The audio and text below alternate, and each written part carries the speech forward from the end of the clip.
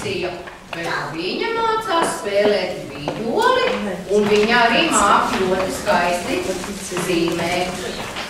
Varbūt Patricija mums arī kaut ko nospēlēs uz vijoles, un viņai laikam papildspēki būs. Donna arī mācās mūzikas skolā. Patricija mācās spēlēt vijoli jau trešo gadu. Otro gadu vijoles klasē. Un paralēli mēs ejam arī mākslas nodarbībās. Tur pa aizmugurī tiek laisti jau darbiņi Patricijas. Ko vēl mēs darām?